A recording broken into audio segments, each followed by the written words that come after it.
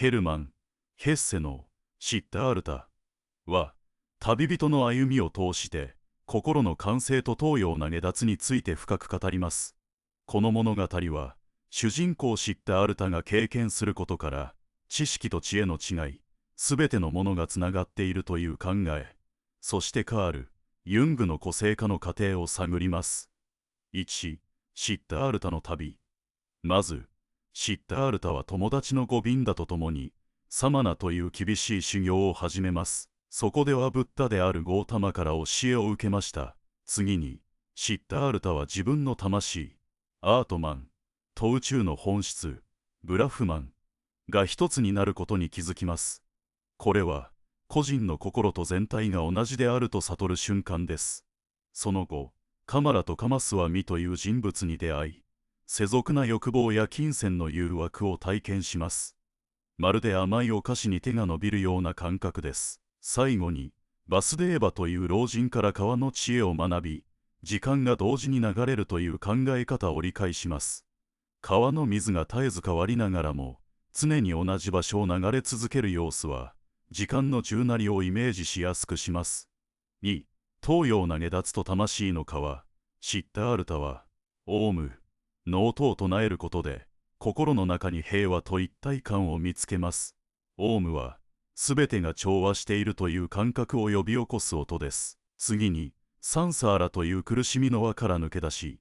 ニルバーナという下脱の状態を目指します。サンサーラは、何度も転がるボールのように苦しみが繰り返される様子です。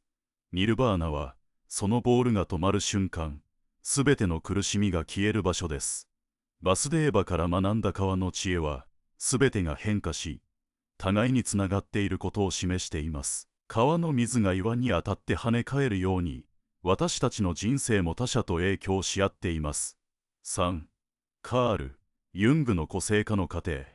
シッタールタの旅は、ユングが言う、個性化のプロセスと重なります。個性化とは、無意識の部分を自分の中に取り込み、本当の自分を見つけることです。シッタールタは単なる知識だけでなく、知恵を求めます。知識は情報を集めること、知恵はその情報から真実を感じ取ることです。例えば、料理本を読むだけでは料理は上手になりませんが、実際に作って味見することで初めて美味しさがわかります。シッタールタはこの味見を通して真の悟りに近づきました。4、万物の統一。シッタールタは、すべてのものが互いに結びついていると悟ります。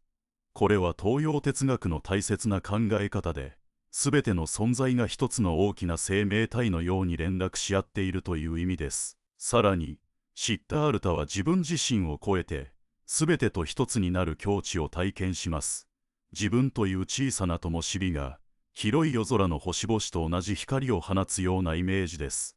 シッタールタは、主人公の旅路を通して、心の完成と東洋な下脱への洞察を提供します。作品は、知識と知恵の違い、万物の統一、そしてユングの個性化の過程を探り、読者に深い精神な気づきを与えます。シッタールタの歩みは、私たちに人生の本当の意味を見つけるヒントを示してくれます。まず、同一化という考え方についてお話ししましょう。これは、あるものに対して心が強く結びつく、感情なつながりの原点のようなものです。しかし、心が病んでしまった時には、不思議なことが起こります。ある人の心が生み出した症状が、別の人の心と重なり合う点になるのです。この重なり合った部分は、意識から消し去られ、抑え込まれてしまいます。つまり、自分と他人の境界線は、実はとてもあやふやなものです。感情の結びつきによって作られていますが、それが抑え込まれると、症状として現れることがあるのです。次に、西洋の哲学が考える、個人の在り方について見ていきましょう。ここでは、自分という存在がどう定義されるかが議論されています。ショーペンハウアーとカントは、一つの大きなまとまりであるもの自体と、たくさん存在するプラトンのイデアという、二つの考え方の矛盾について語りました。私たちがたくさんのものがあると感じるのは、時間と空間があるからです。そのため、バラバラなものは一つにまとまった世界の中には存在できないという深い分断が生まれます。スピノザとライプニッツの考え方は対照です。スピノザは全てを一つのまとまりに戻そうとしましたが、個人の心の中にそのまとまりを見出せなかったと批判されています。一方でライプニッツはモナドという考え方を掲げました。個人の在り方は根本なものであり、外からの影響だけで決まるのではないと主張したのです。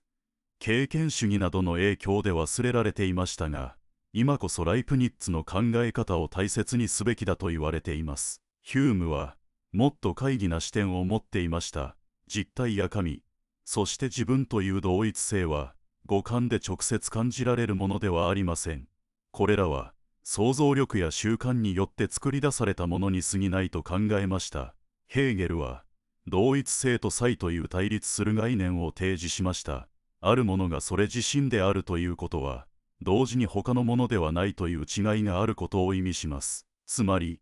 違いがなければ同じであることは言えず、同じであるという感覚がなければ違いもわかりません。一人一人の人間は、世界にたった一つの、かけがえのない存在なのです。また、ホプキンスは、品概念であるインスケープ、つまり固有のあり方を追求しました。これは、物事の正体とは何かという問いに注目したもので、理想主義な考え方とは異なるアプローチでした。ここからは、東洋の哲学、特に仏教が教える悟りへの道についてお話しします。法華経や華厳経の最後にある、善財童子の物語に注目してみましょう。善財という若者は、知を象徴する文殊尻から、真理と明晰さがある南の方へ向かうよう勧められます。彼は旅に出て、聖者から普通の人、男性から女性、そして人間から天上の存在まで、さまざまな導き手に出会います。それぞれの導き手が特別な気づきを与え、また次の人へと彼を導いていきました。ここで語られる重要な教えは、二つのものが分かれていないという考え方です。普通の人から聖者へ変わるという劇な変化など、実は全くないということです。悟ろうとする強い意志こそが、すでに仏であるということなのです。また、時間は凝縮されており、過去と現在、そして未来のすべてが、たった一瞬の中に映し出されています。旅の終わりには、弥勒菩薩、そして普賢菩薩に出会います。普賢菩薩は、無限の知識と深い心を持ち、旅人が悟りの全体な存在へと統合されることを象徴しています。また、ゴータマ、シッタールタが歩んだ厳しい修行の道と、クリシュナが進めた、私欲のない行動、つまりカルマヨガという道が対比されています。後者の方が、より人々にとって親しみやすく、優れた道であるとされています。最後に、これら二つの伝統が、一つの大きな問いにどう向き合っているかをまとめてみましょう。それは、個人の人間が、どうすれば絶対な存在と結びつけることができるか、という問題です。西洋の考え方では、これは論理な戦いでした。ライプニッツのモナドやヘーゲルの固有性のように、個人の在り方を守りながら、同時にスピノザの実体やショーペンハウアーの意志のような、一つのまとまった現実をどう認めるか、その答えは、時間や空間という個別の枠組みと、根底にある統一感を分けることで見出そうとしました。一方で仏教の考え方では、これは体験な旅でした。善財の物語は、論理ではなく、互いに浸透し合っているという物語でこの問題を解決します。善財は個人の旅人であり続けながら、多様な導き手に出会うことで、普通の人と聖者は本質に何も変わらないことに気づいたのです。ある方向へ向かうということは、単に場所を移動することではありません。それは心の在り方のことです。自分の思い込みを捨てて、ありのままに、澄み切った心で物事を見る。そんな心の状態を指しています。私たちは、自分という個別の存在を守るために、多くの感情を押し殺して生きてきました。また、物事を切り分けて考えることで、個々の正体を定義しようとしてきました。しかし、ここから向かうのは、すべてを包み込む世界です。二つの対立するものがない、ありのままの真実へと至る道です。個人の旅は多様な出会いの豊かさを失うことなく、宇宙の不変な善へと溶け込んでいきます。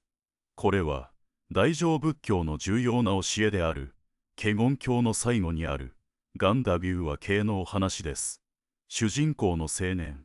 善財は悟りを求める旅に出ます。彼は53人の精神な導き手、つまり全知識と呼ばれる先生たちに出会います。一人一人の先生が菩薩としての道の異なる側面を教えてくれます。菩薩の道とは宇宙の不変な善を体現することです。普賢菩薩のように慈悲の心と知恵を持ってすべての人を悟りへと導くために積極に世界に関わることが大切だと説かれています。善財の旅は知恵が少しずつ開かれていく過程です。先生に出会うたびに二つの対立がない真実の姿がより深く明かされていきます。善財が出会う先生たちはとても多様です。お坊さんだけでなく一般の人、女神、子供、さらには人間ではない存在まで含まれています。これは知恵というものが修行者の生活や性別だけに限定されるものではないことを示しています。例えば知人であるステバラは悟りの土台となる場所を表しています。そこでは悟り、内なる設計、知識、親切、そして慈悲という5つの真実が一つに結ばれています。また大陸の端にいる僧侶のサラドバジャはこの世を超えた知識の究極の境界を象徴しています。行動することと静かに瞑想することのバランスを教えてくれます。そしてジャヨッタマはすべてを見通す知恵とすべての人を救おうとする大きな願いを象徴しています。この物語では自分と他人、こことあそこ、聖なるものと俗なるものといった2つの分ける考え方をなくしていきます。例えば南という方向は単なる場所ではなく澄み切った空っぽの状態である空を意味しています。文殊菩薩は人間世界の庭こそが真実の世界であると教えます。知恵を持ってみれば迷いの世界こそが悟りの世界であるということです。普賢菩薩はあらゆる修行を具体に形にし知識と慈悲を一つにまとめ上げる役割を担っています。物語に登場する場所にも意味があります。ブッダの故郷であるカピラバストゥは出家の決意を思い出させます。仏教の中心地であったマガダ国に住む知人ステバラは揺るぎない安定と悟りの基礎を象徴しています。そしてサラドバジャが住む大陸の端は普通の現実の限界を意味し、そこではこの世を超えた知恵に触れることができます。一方でこの物語の中には仏教ではない視点からの批判も登場します。シッダールタを苦しみから逃れようとして苦行に励んだ愚かな男だと呼ぶ声です。しかしこれは対比として描かれています。極端な苦行や全てを否定する虚無主義ではなく、菩薩のように積極に慈悲を持って歩む道こそが大切だということなのです。また神秘な光景も描かれます。善財はサラドバジャの体から数えきれないほどの仏様が現れるのを見ます。これはすべての人の中に悟りの力が満ちていることを表しています。知恵の太陽が無知という暗闇を追い払う。これは大乗仏教でよく使われる例えです。善財の旅は精神な成長の比喩です。一人一人の先生との出会いが悟りの段階となり、最後には普賢菩薩が示す対立のない知恵へとたどり着きます。女性や一般の人、天上の存在までが先生となることで、悟りは一部の人だけのものではなく、すべての人に開かれていることが強調されています。そして知人ステバラは、決して壊れることのない存在の根本な土台、つまりすべての悟りが生まれる場所を体現しているのです。がけていきます。サマンタバの絵です。のであるサマンタバは、それまでのすべての絵です。彼はの道が、この得たものでありながら、この野にあることをしています。この絵は、野へと通じています。まず空製の絵です。すべてのものには、舌がありません。これはプラジニャーパーラミタの絵跡です。二三神の絵です。我がというを通して現れていることをしています。そしての理想です。と呼ばれるの道とは違って、これはすべてのを救うために迷いの世界にとどまり続けるというの誓いを大切にしています。それはなものを使ってすべてのもののつながりとの道の限りないかの憂いを伝えているからです。三棚の旅は悟りを求める人自身の旅をしています。野になるまでの道筋で、すべての出会いは極の真理の啓示となるのです。まず沖縄を見ることのです。冒頭の沖縄を見ようのようにという言葉はボディダルマの絵と通じます。だったり二元的な絵にこだわるのではなく、の自覚に洞察することを重視しているのです。これはの絵とも一致します。悟りはのもので、概念的な思考を超えているからです。二三棚のです。三棚の旅は、アバターアンサカ、スートラのであるガンダビー派の話です。彼派のを尋ねます。それぞれのが、の道の異なる側面を得てくれるのです。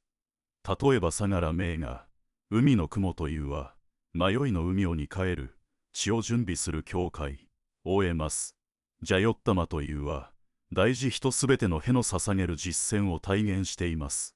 ラトナチダは、無知を清める宝石のようなを象徴しています。ビシュモッタラニル豪者は、すべての世界に響くのノートをしているのです。ここでのような絵は、悟りは少しずつ近づくものではないということです。桃もすべて意図であるという、の道理解によって得るのです。は悟りも強調しています。あるがで悟りを開く場面や、三棚が一生の中で悟る場面が出てきます。これはややの絵で、悟りは段階的に得られるものではなく、本が自分の中にあるを直接に見ることだとされています。の理想も大切にされています。のも大切にされています。の道は、名との道です。サマンタバ、不見の十眼は、三棚の旅のモデルとなっています。すべてのニレは逸すること、乗ったことを残悔すること、他人のを喜ぶことなど、十の誓いです。との絵もあります。のを使うと、すべてのものはの輪のように互いにつながっています。と、は、のものではないのです。はもともんでいる、という言葉があります。がちると、がもとも飛んでいたことがわかるように、悟りも本が自分の中にあるものです。するものではなく、意を取り除くことであられるのです。出ない要素も含まれています。が三棚の手を取る仕草は、の法伝達のように、の直接的な伝達を表しています。三棚が見たも意味深です。の目からが垂れたり、の上でが彼の後々を受け止めたりするわは、のものと相対的なものの境界がけ合うことを表しているのです。最初に、華厳思想の核心である絶対と相対の世界について説明しましょう。この考え方は、すべてのものが互いにつながっていて、一つのものの中に全部が含まれているという非常に大きな視点を与えてくれます。次に、この思想を理解するために重要な経典をご紹介します。最初は花原型です。この経典は、全財童子がさまざまな先生を訪ねて悟りを目指す旅の物語を通じて、すべての現象が互いに重なり合っている宇宙な視野を伝える中心な資料となっています。二つ目は涅槃形です。この経典は、すべての生き物に本来備わっている仏性という概念を強調していて、花原型の視点とは少し異なる角度から真理を説いています。三つ目は法華経です。この経典は、一つの乗り物という教えにおいて花原型と一致しているとされています。さらに禅の文献も重要です。ダルマが伝えた大きな視点や、百武和尚が孤独の中で実践した姿は、言葉を超えた直接な悟りを反映しているのです。この思想を支える4つの重要な哲学概念を説明します。最初は仏性です。これはすべての生き物に生まれつき備わっている、悟りになれる潜在な可能性のことを指します。涅槃形で特に強調されている考え方です。次は崩壊です。これはすべての現象が互いに含み合い、影響し合っている世界のことを言います。一粒の砂の中に宇宙のすべてが宿っているようなイメージを想像すると、とてもわかりやすいでしょう。三つ目は方便です。これは先生たちが、教えを受ける人の能力や状況に合わせて、最も高価な方法を選んで教えることを指します。前在同時の旅で出会う教師たちは皆この方便を使って彼を導いていました。最後は不二です。これは自分と他人の区別、過去と未来の区別、無知と知恵の区別がなくなる状態のことを言います。これらの考え方が日常生活にどう活かせるのか、実践なポイントを3つ説明します。最初は前在同時の旅を自分の人生のメタファーとして捉えることです。これは菩薩の道を表していて、いろいろな人から学び、知恵と慈悲を統合しながら、すべての存在が一つであるということを理解していく過程なのです。次に、百田教章の例え。一人で歩いているのに、宇宙と一つである。です。これは悟りが個人だけのものではなく、全世界とつながっていることを示しています。もう一つは、生死の屍を止めない、という言葉です。これは生と死、自分と他人といった二元論な見方への執着を手放すことを意味しています。そして、前在同時の旅には段階がありますが、悟り自体は突然訪れるという点も重要です。物語の中の少女が即座に仏になる場面があるように、理解が突然開ける瞬間があるのです。ここで、花原型、涅槃型、禅の3つの立場を比較してみましょう。悟りについてみると、花原型は突然で、宇宙で、すべてが相互につながっているものと捉えています。一方涅槃型は、悟りが本来仏性として私たちの中に備わっていると強調します。禅は、言葉や概念を超えた直接な悟りを重視します。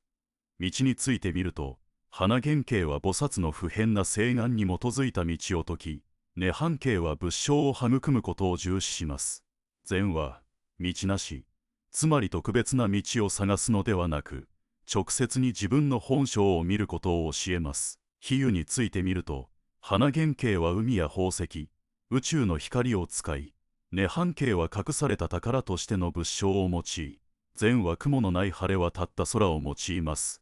この思想にはいくつか有名な言葉とその意味があります。最初の言葉は、空はそれ自体で澄んでいるので、さらに澄んだ空を探す必要はない。です。これは悟りを達成する対象として探すのではなく、すでに私たちの中に存在していることを認識するだけでいいという意味です。雲の向こう側にある空がもともと澄んでいるように、無明という雲が消えれば、本来の悟りの姿が見えるだけなのです。次の言葉は、自発な規律は海のようです。です。これは本当の修行が、強制された努力から生まれるのではなく、知恵から自然に湧き出るものだという意味です。海が限りなく深く広がるように、真の規律もまた自然に身についていくのです。3つ目の言葉は、悟りの思考はいつでも明確に自明である。です。これは菩提心、つまり覚醒した心を外から育てるのではなく、修行を続けることで自然に現れてくるものだという意味です。最後の言葉は、生死の海自体が大知識の海となる。です。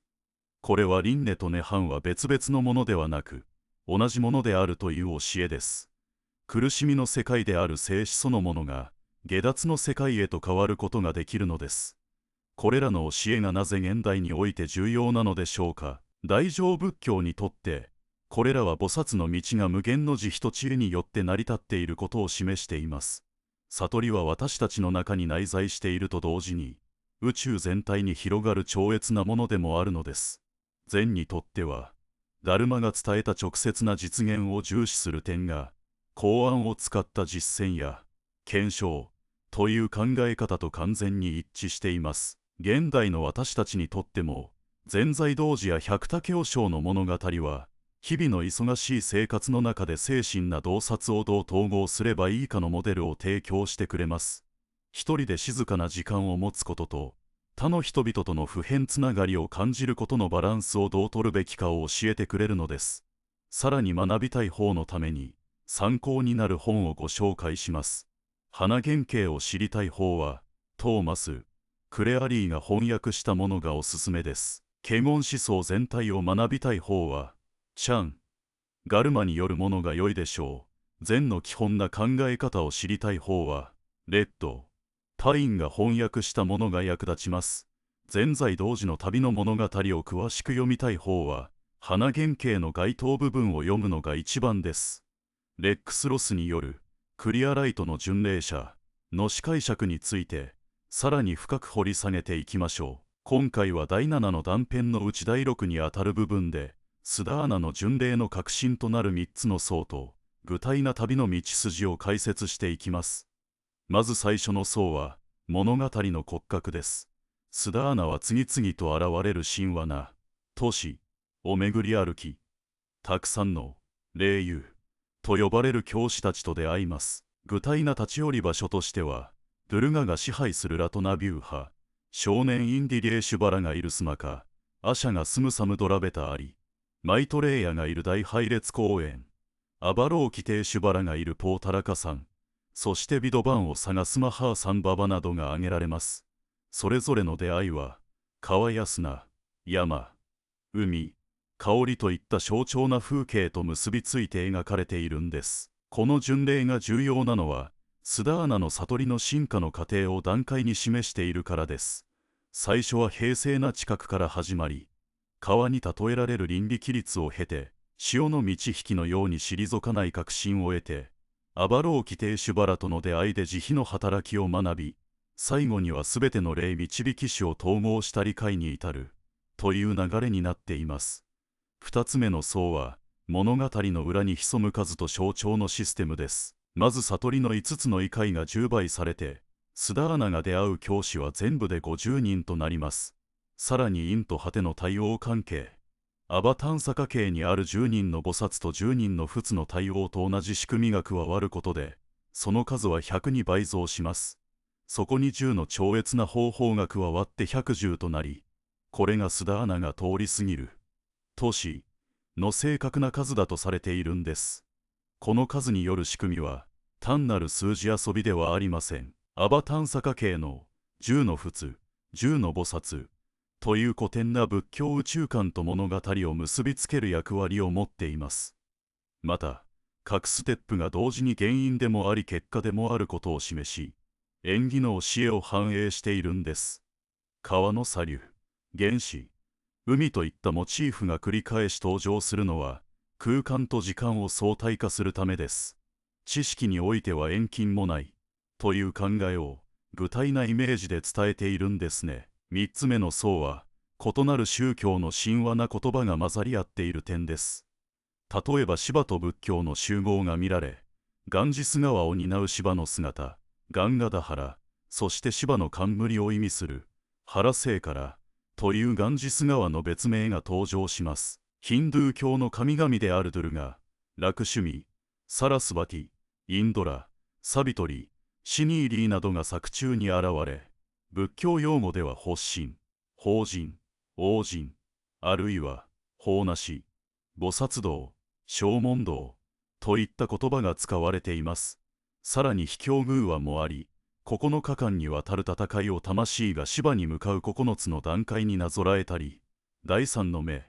が宇宙嘆きを見つめる場面は、非二元の気づきを示唆しています。これらが織り交ぜざることで、不変な精神プロセスが描かれているんです。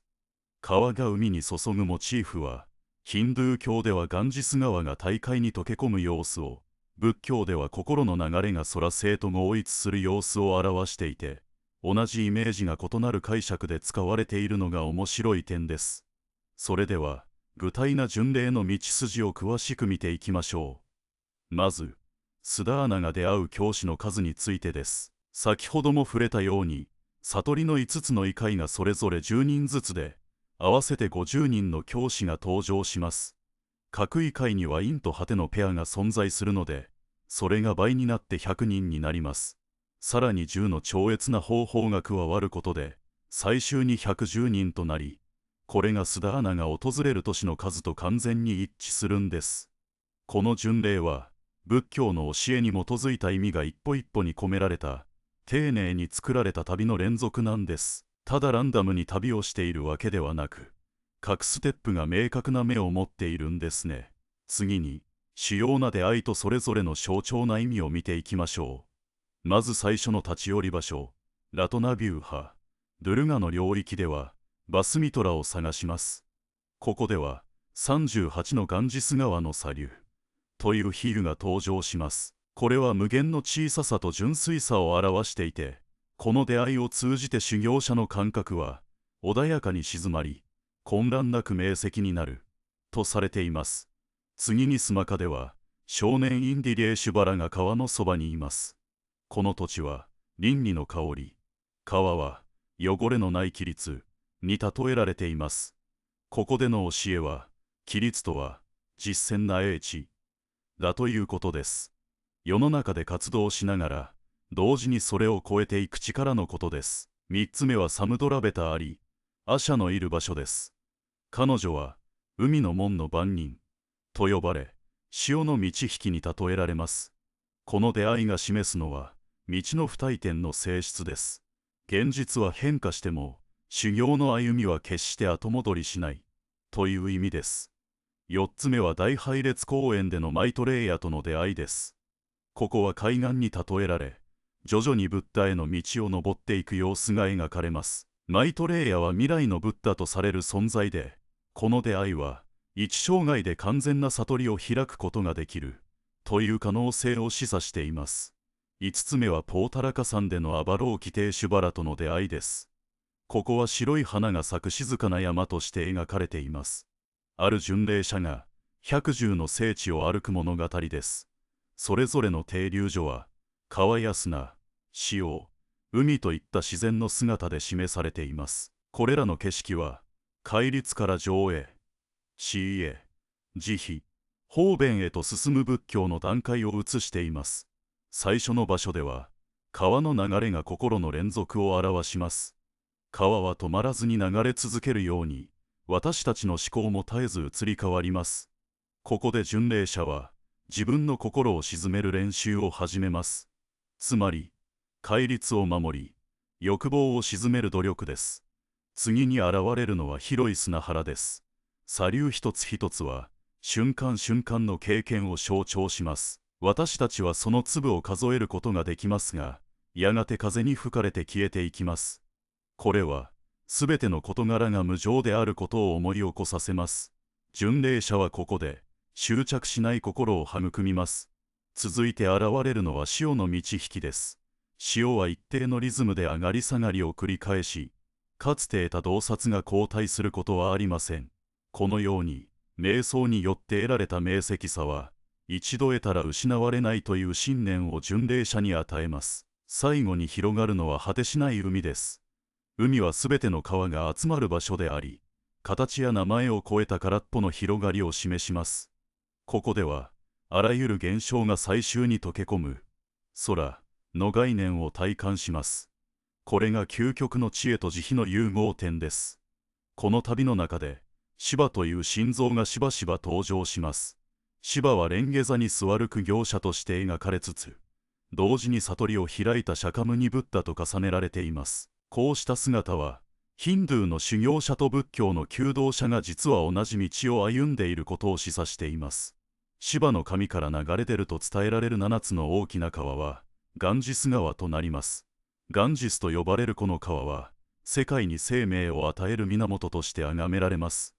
同時に、仏教では、無常の川として説かれ、一切の現象が流れ去っていく様子を表しています。こうして、2つの伝説は1つの意味に結びつきます。また、9日間続く戦いの物語があります。女神ドゥルガーが悪魔を倒すこの話は、魂が本当の自分、すなわちシバに到達するまでの9つの段階として読み替えられます。まずは破壊の段階、次に恵みの段階、最後に啓発の段階という3つのフェーズに分かれます。これらは、倫理を正すこと、心を集中させること、真理を見極めることという仏教の3つの道と対応しています。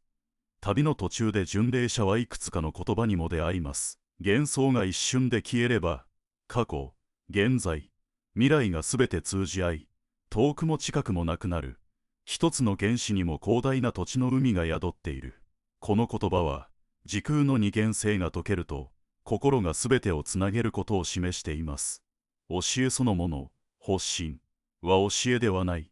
というフレーズは、究極の真理は言葉にとらわれず、概念を超えた空であることを指摘しています。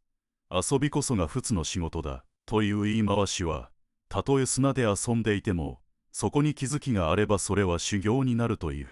方便の考えを表しています。川の例えは、欲望から離れることで輪廻から逃れられることを示す。ここで、川の流れは無常を象徴し、それに従わない心が下脱へと導かれます。これらの要素はどのように結びつくのでしょうか。まず、百獣の停留所という枠組みは、巡礼者が必ず戒律から始まり、上へ、死へ、慈悲、方便の各ステップを経験させる仕掛けになっています。これにより、抽象な教義が具体な道のりとして身体に染み込みます。次に、自然の比喩は内面の動きを映す鏡となります。川は鍛えるべき心の流れ、砂は一瞬一瞬の感覚、潮は繰り返される気づきの波、海はすべてを受け入れる広大な空です。巡礼者はこれらのイメージを頭に描きながら、自分の心の状態を確認します。さらに、芝の物語と仏教の教義が交わるところでは、宗派の違いを超えた普遍な真理が見えてきます。芝の神から生まれた川や、ドゥルガーの9日間の戦いは、仏教の戒律、上へ、死へ、慈悲、方便という段階と重なります。したがって、巡礼者はヒンドゥーの修行者でもあり、仏教の求道者でもあるという二重のアイデンティティを持つことになります。最後に、第三の目を開くというイメージと、9日間の戦いの段階が内面のプロセスを照らします。第三の目が開くと、外界で起こっているドラマが実は自分の心の中での出来事だと気づきます。戦いの各フェーズは、欲望を断ち、恵みを受け、光を得るという内面の変化のステップに対応します。こうして、外部の神話は内なる成長の物語として機能します。以上が、このテキストが伝えようとしている核心です。自然の象徴、神話の融合、そして簡潔な言葉による教えが、聞く者にとって身近な道しるべとなることを願います。マワデバという存在は、雲の網のような救いについて語ります。その教えは、まるで乾いた大地に降り注ぐ雨のように、人々を救い出す力を持っています。彼は金や銀、そして美しい宝石を目の前に現れさせ、それをスドーナに与えました。これは、惜しみなく与えるという、寛大さの心を実践するためでした。スドーナの旅は、これからも続きます。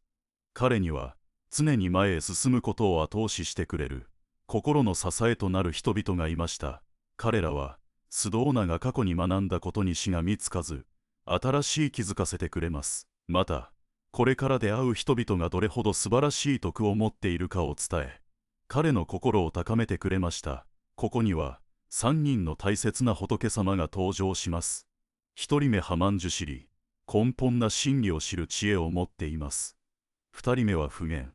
物事の違いを見極める知恵を持っています。そして3人目は弥勒、この2つの知恵を一つにまとめ、作り出されたものではない、ありのままの悟りを体現しています。これらの教えは、50人の精神な友たち、つまり5つの段階に分かれた導き手たちの中に組み込まれています。また、不思議な力を持つ魔法使いについても語られています。彼らは、欲というものが全くない人々です。サラドバジャという魔法使いは、普通の人間と同じように行動することができますが、心の中には欲が一切ありません。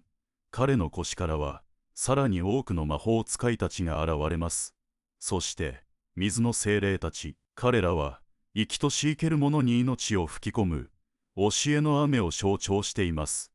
彼らはサラドバジャの脇から現れます。心臓という場所は、勇気の象徴です。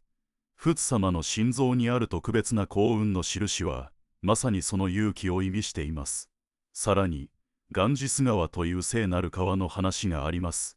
この川は天から流れてくる天上の川であり、シバという神の結び目に受け止められました。川の水は地上に降り注いで大地を豊かにし、火葬場の岸辺で亡くなった人々を清め、そして再び天へと戻っていきます。スドーナは、導き師となる人々に出会うことで、心の中にある壁を取り除いていきます。